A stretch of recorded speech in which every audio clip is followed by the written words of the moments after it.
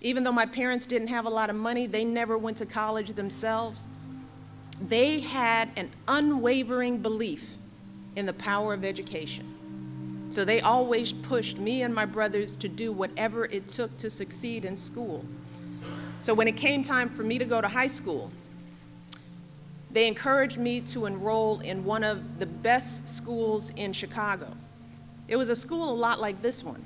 And listening to Mbera's story, it was so similar because my school was way across the other side of the city from where I lived.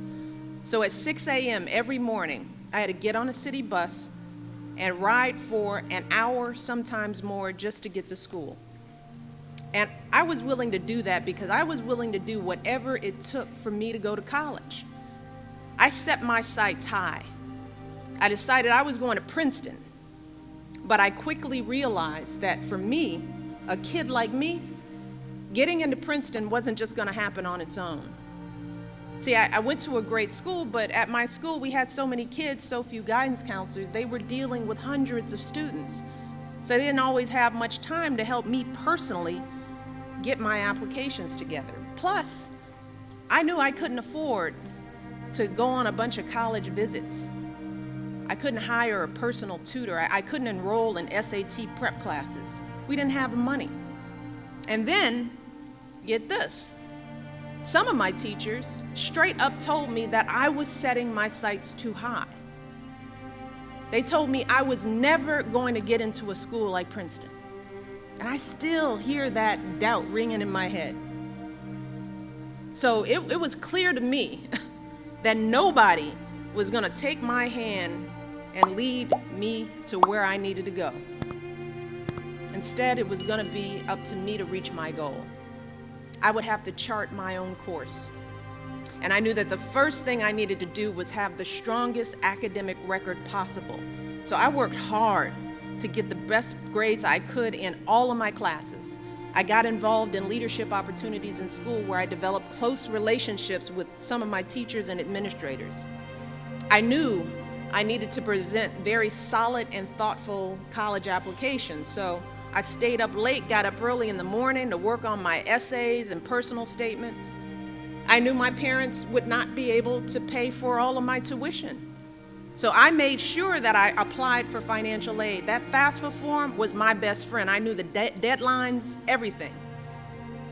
Most importantly, when I encountered doubters, when people told me that I wasn't going to cut it, I didn't let that stop me.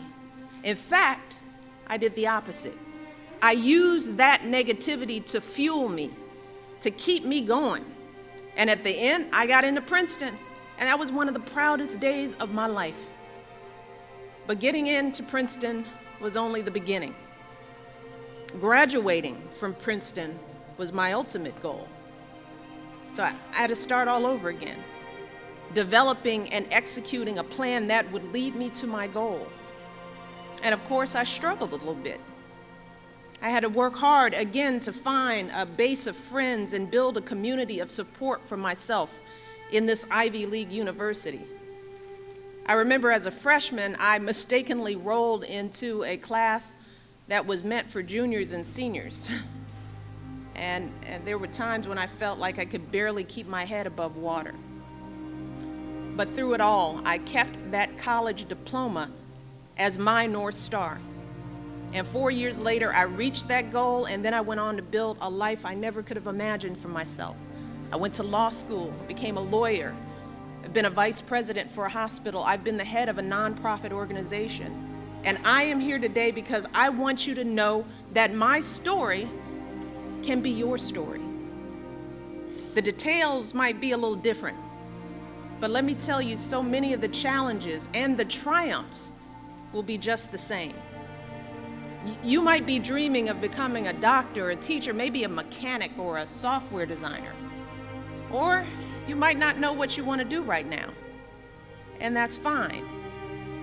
But no matter what path you choose, no matter what dreams you have got to do whatever it takes to continue your education after high school. Again, whether that's going to community college, getting a technical certificate, or completing a training opportunity, or going off to a 4-year college. And once you've completed your education, you will have the foundation you need to build a successful life. You decide how high you set your goals. You decide how hard you're going to work for those goals. You decide how you're going to respond when something doesn't go your way. And here's the thing. Studies show that those kinds of skills like grit, determination, skills like optimism and resilience, those skills can be just as important as your test scores or your grade scores or your grades. And so many of you already have those skills because of everything you've already overcome in your lives. Maybe you've had problems at home and you've had to step up, take on extra responsibilities for your family. Maybe you come from a tough neighborhood and you've been surrounded by things like violence and drugs. Maybe one of your parents has lost a job and you've had to struggle just to make it here today. One of the most important things you all must understand about yourselves is that those experiences are not weaknesses.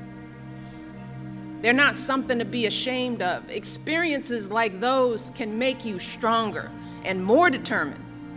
They can teach you all kinds of skills that you could never learn in a classroom. The skills that will lead you to success anywhere in life. But first, you've got to apply those skills toward getting your education. So what does that mean? That means first and foremost, believing in yourselves no matter what obstacles you face. It means going to class every single day. That's what I did. Not just showing up, but actually paying attention, taking some notes, asking questions. It means doing your homework every single night. I did. Studying hard for every test, even if it's not your favorite subject. It means reaching out to your teachers and counselors and coaches and asking for help whenever you need it. And when you stumble and fall, and I guarantee you, you will, because we all do, it means picking yourself up and trying again and again and again. All of that is on you. You've got to own that part of it. You've got to step up as individuals. Because here is the key.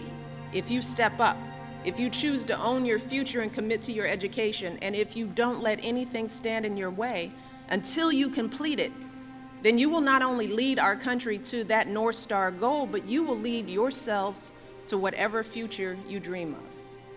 That is my message for all of you today, and over these next few years, I am going to continue sharing that message all across this country and all across the world to students just like you.